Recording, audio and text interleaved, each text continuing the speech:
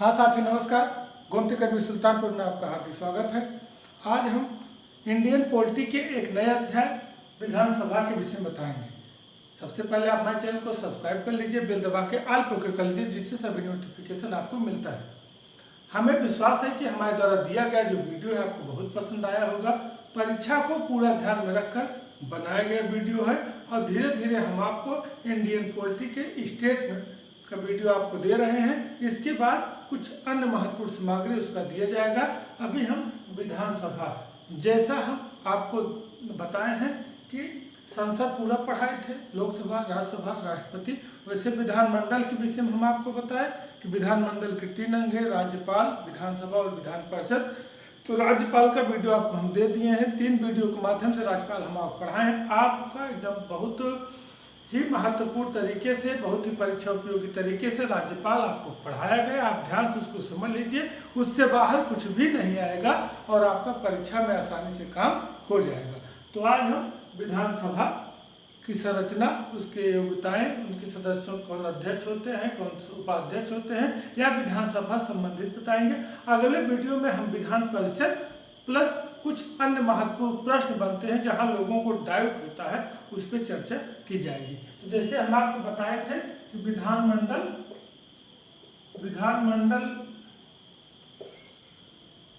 जैसे हम आपको बताए थे कि विधानमंडल के 3 अंग हैं। विधानमंडल के 3 पार्ट बताए थे कि राज्यपाल,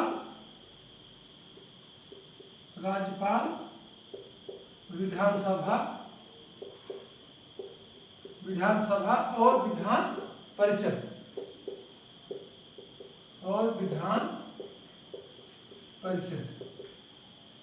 तो कहने का मतलब हम राज्यपाल आपको बता चुके हैं। अब हम आपको विधानसभा बताएंगे, इनका गठन कैसे होता है, इनकी मुख्य बातें क्या हैं। उसके बाद अगले वीडियो में हम आपको विधान परिषद प्लस अन्य कैसे प्रश्न बनते हैं, जहाँ से लोग कंफ्यूज होते हैं वहाँ से आपको, उसके बाद हम आपको मुख्यमंत्री, मंत्रिपरिषद इस तरह बताएंगे, उच्च न्यायालय, इस तरह का आपको हम पूरा पॉलिटी समझाने का प्रयास करेंगे। तो आइए विधानसभा की संरचना। तो सबसे पहले आप समझिए कि विधानसभा, सबसे पहले आप अनुच्छेद 170 समझिए। अनुच्छेद 170, इसमें विधानसभा की संरचना के विषय में बताया गया है। विधानसभा की संरचना,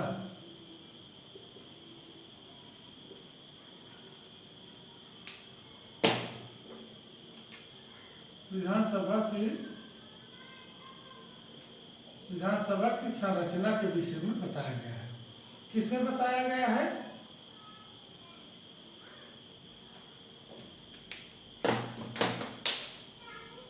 आर्टिकल 170 में। आर्टिकल 170 में विधानसभा की संरचना के विषय में बताया गया है। तो कहने का मतलब है कि अब उसके अंदर फैक्ट क्या है, प्रश्न कैसे बनता है, इसको हम समझ सकते हैं। कि देखिए, सबसे पहले इसमें समझिए चुनाव।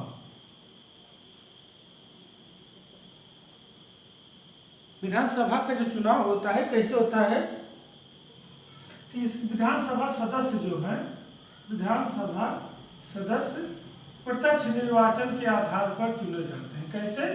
प्रत्यक्ष निर्वाचन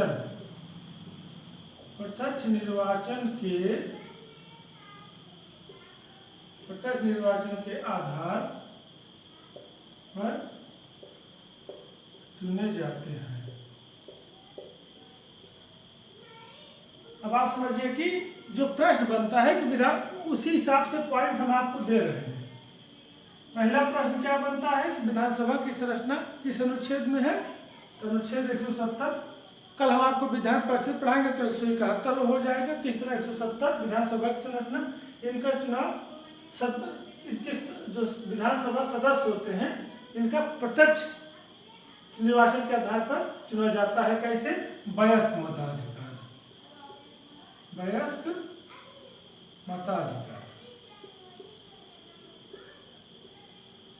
वयस्क मताधिकार पर जिनकी एज 18 वर्ष से ऊपर होती है, जो मतदाता होते हैं, मतदाता सूची में जिनका नाम होता है वही इनका चुनाव करते हैं। तो कहने का मतलब है कि अगर पूछा जाता है विधानसभा सदस्यों का चुनाव कौन करता है, वयस्क मताधिकार पर कौन चुने जाते हैं, जो मतदाता जो प्रत्याशी होते हैं उनको प्रत्यक्ष मतदान के आधार पर उनको चुना जाता है। अब सुनिए सदस्य संख्या, ये बहुत इंपॉर्टेंट है। सदस्य संख्या कि विधान, ये प्रश्न कई बार पूछा गया है।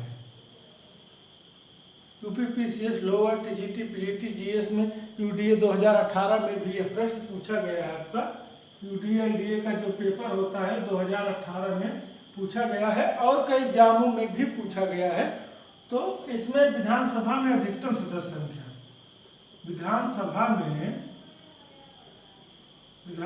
में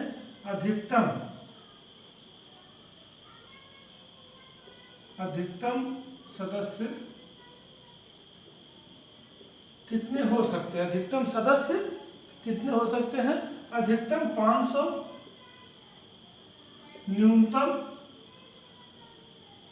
न्यूनतम सदस्य कितने हो सकते हैं, 60। यह प्रश्न पूछता है कि विधानसभा में सदस्यों की कितनी संख्या निर्धारित की गई है, तो अधिकतम 500, न्यूनतम 60, इस तरह विकल्प बनाएगा। आपको एक इस पे टिक करना रहेगा, अधिकतम न्यूनतम या दोनों जो पूछता है। लेकिन थोड़ा सा कंफ्यूज नहीं होना है, जैसे कुछ राज्य हैं जिनकी सदस्य संख्या कम है क्योंकि वहाँ की जनसंख्या कम है, उसको हम जान लेते हैं कि जैसे अरुणाचल, जैसे सिक्किम,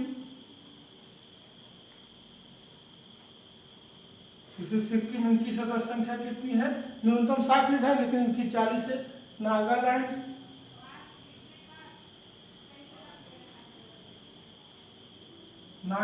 46 है।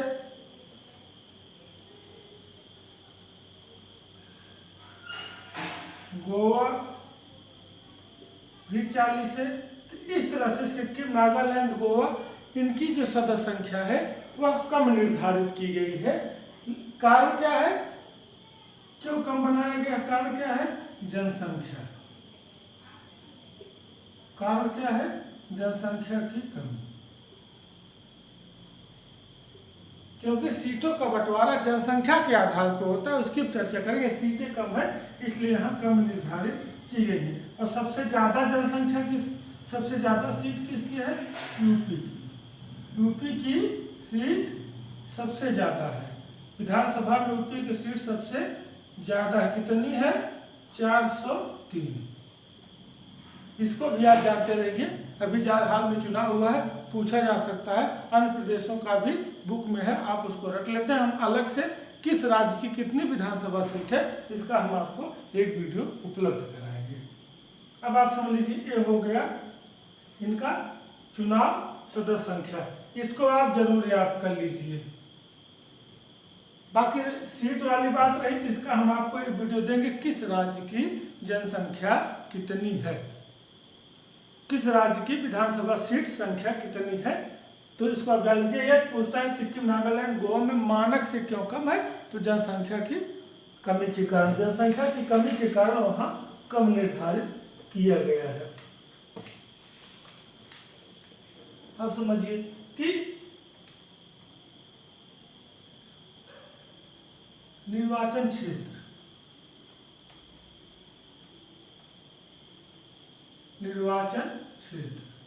तो क्या है, जनसंख्या के आधार पर, क्या है, जनसंख्या के आधार पर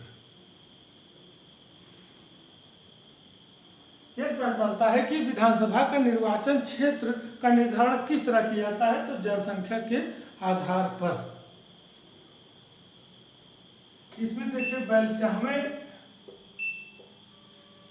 अमेंडमेंट एक्ट 1976 द्वारा इसका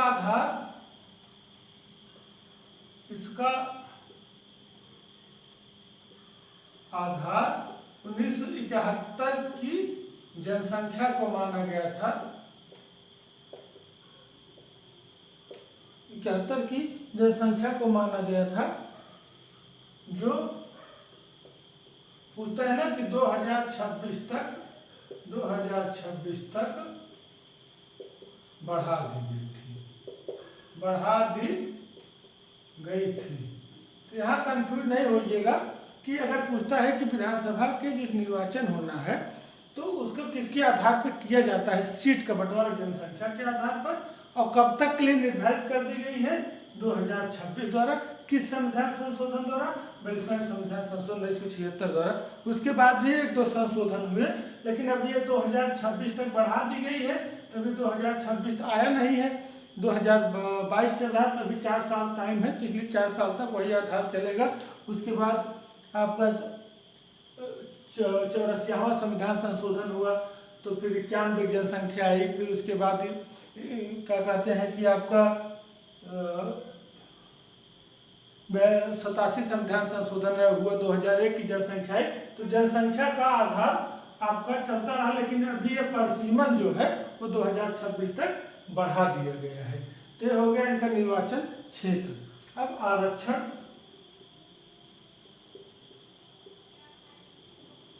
आरक्षण, इसमें SC + ST, महिला, वोमेन,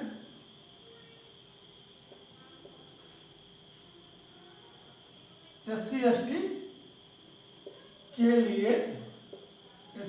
के लिए सीटें आरक्षित हैं।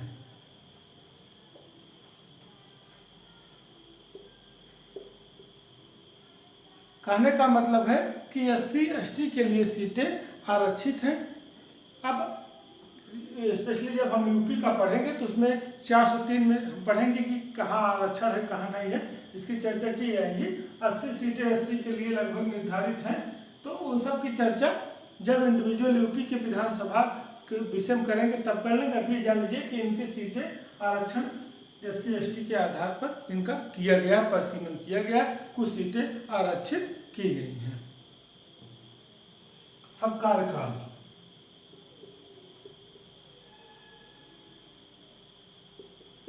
इनका कार्यकाल कितना होता है, 5 वर्ष। विधानसभा के जो सदस्य होते हैं इनका कार्यकाल 5 वर्ष, 5 वर्ष बाद इनका कार्यकाल समाप्त हो जाता है, और जब फिर चुनाव होता है, पुनः जीत के आता है, फिर संभालते हैं, इसका कार्यकाल समाप्त हो जाता है। अब आप समझिए कि एक मुख्य तथ्य और समझ लीजिए कि इम्पोर्टेंट चीज है कार्यकाल के विषय में, कि यदि आपातकाल लगा हो तो विधानसभा का कार्यकाल 1 वर्ष में 1 बार बढ़ाया जा सकता है। यदि ये प्रश्न याद कर लीजिएगा, यदि आपातकाल लगा हो, आपातकाल की स्थिति हो, तब विधानसभा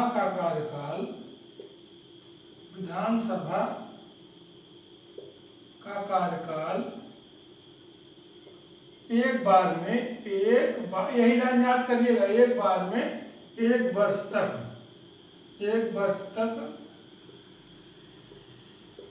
बढ़ाया जा सकता है। ये लाइन याद कर लीजिएगा फोकस करके, कि कुछ चीज़ें इंपॉर्टेंस होती है, इसको आप समझिए कि 1 वर्ष में एक बार में 1 वर्ष बढ़ाया जा सकता है इस लाइन। क्योंकि प्रश्न बनता है सीधे यहाँ से प्रश्न होता है कि आपातकाल की स्थिति में विधानसभा का कार्यकाल कितने समय के लिए बढ़ाया जा सकता है। एक बार में 1 वर्ष के लिए, एक बार में 6 माह के लिए, एक बार में 2 वर्ष के लिए, इसलिए तो एक बार में 1 वर्ष के लिए। लेकिन आपातकाल, ये भी याद रखिएगा, लेकिन आपातकाल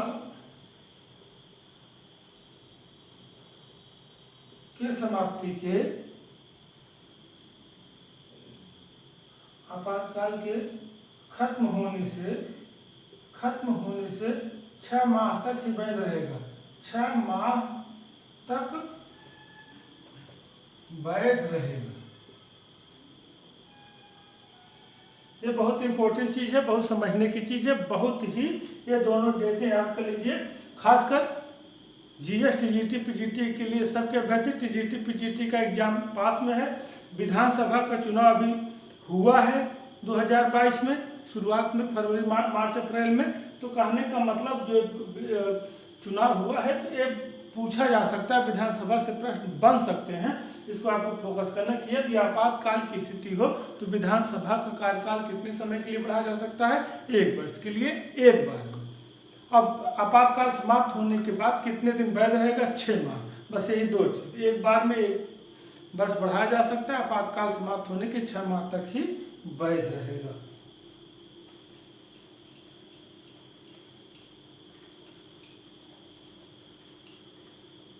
अब आप समझिए कि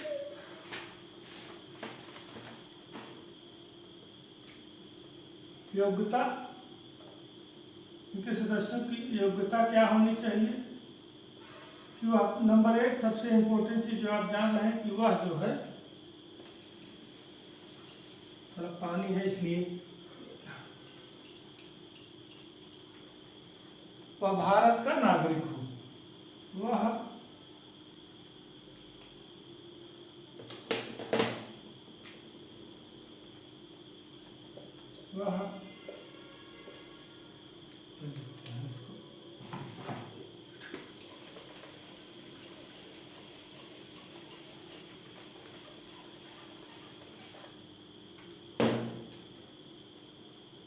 नंबर 1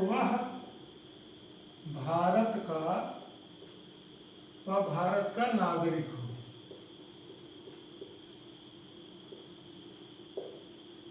क्या हो कि वह भारत का नागरिक हो। इम्पोर्टेंट चीज क्या है कि उसको समझना है कि जैसे विधानसभा के सदस्य हैं तो उसमें जो है थोड़ा सा समझ लेने की चीज है कि क्या चीज उसमें इम्पोर्टेंट है जिससे कि हमारे परीक्षा में काम आ जाए। तो स्पष्ट नहीं हो रहा है, थोड़ा सा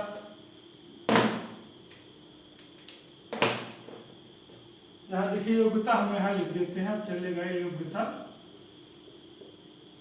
विधानसभा नंबर 1 क्या है कि वह भारत का नागरिक हो। वह भारत का नागरिक हो। नंबर 2 आयु कितनी हो? 25 वर्ष। 25 वर्ष आय पूरी कर लिया हो, पूरी कर लिया हो। कहने का मतलब है विधानसभा के सदस्य होने के लिए आवश्यक है कि अपने आप 25 वर्ष पूरी कर लिया हो। पागल या दिवालिया ना, पागल या दिवालिया ना। तो कहने का क्या मतलब है कि ये योग्यता है, ये प्रश्न बनता है कि उसकी आयु कितना होनी चाहिए? 25 वर्ष। इसको आप एकदम कंठस्थ कर लीजिए, इसको बहुत जरूरी है। और शपथ कि विधानसभा सदस्य राज्यपाल के समक्ष, राज्यपाल या उसके प्रतिनिधि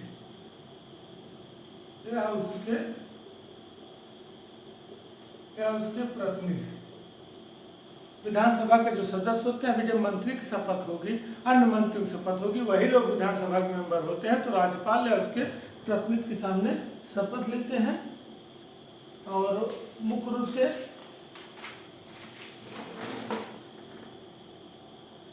इनके पीठासीन अधिकारी, विधानसभा के पीठासीन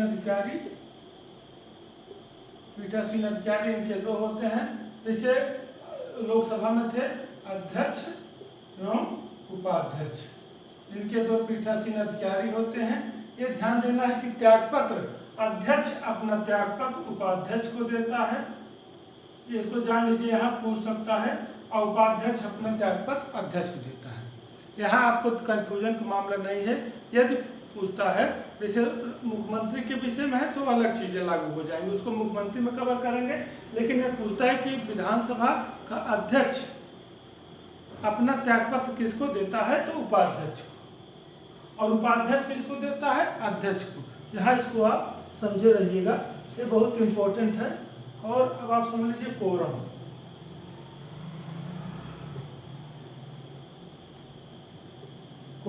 कोरम क्या है? आपको हम राष्ट्रपति लोकसभा के मामले में कोरम को बताए हैं कुछ चीज़ें जो सेंट्रल में हैं, वही चीज़ें हमारे स्टेट में भी हैं।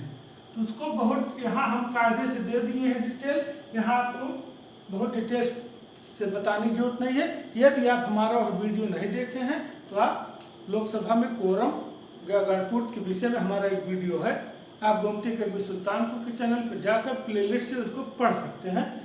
कोरम क्या है? यह न्यूनतम सदस्य संख्या होती है। क्या होती है? न्यूनतम सदस्य संख्या। यह न्यूनतम सदस्य संख्या होती है जो कोरम पूरा करने के लिए आवश्यक होती है। यह सदस्यों के लिए कुल सदस्यों का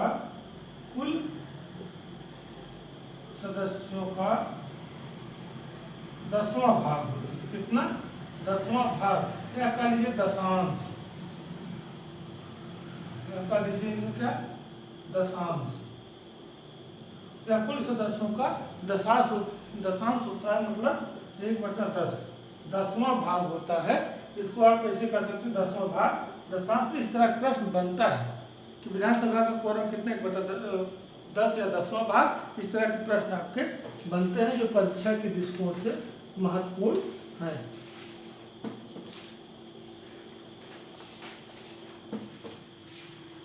अब विधानसभा से संबंधित चैप्टर से मुख्य बातें हो गई हैं। एक आध चीज और छूटा, उस पर चर्चा कर लेते हैं। बस यही सब चीजें हैं जो हम केंद्र में पढ़े हैं, वही चीज हमको स्टेट में पढ़ना है। अब विधान परिषद के देने के बाद एक दो जगह कंफ्यूजन वाला मामला आता है, उसको हम आपको बताएंगे कि यदि इसे चुनाव कराता कौन है।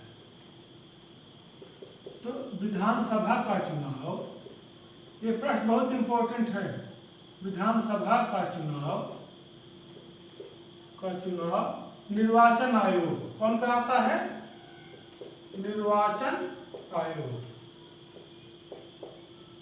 इसको आपको कंफ्यूज नहीं होना है, निर्वाचन आयोग सीधे लगाइएगा, क्योंकि जो पंचायत चुनाव होता है तो राज्य सरकार का रोल होता है, इसीलिए पूछता है। वहाँ कंफ्यूज नहीं, जब पंचायती राज बढ़ाएंगे तो वहाँ सब चर्चा होंगी। निर्वाचन आयोग कराता है। और सदस्यों से योग्यता का जो विवाद होता है, जो विधानसभा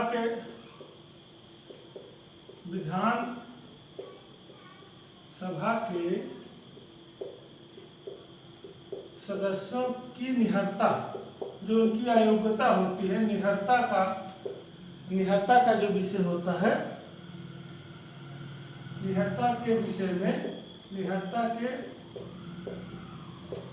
में अंतिम निर्णय किसका होता है?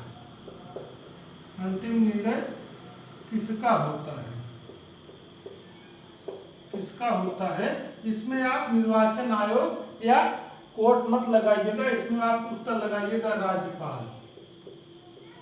इसमें क्या उत्तर लगाइएगा? राज्यपाल। लेकिन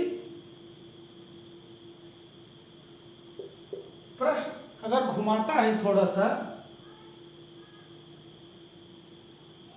कि राज्यपाल परामर्श किससे लेता है,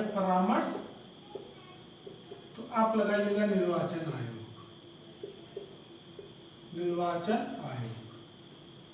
बस ये दो प्रश्न समझ लीजिए।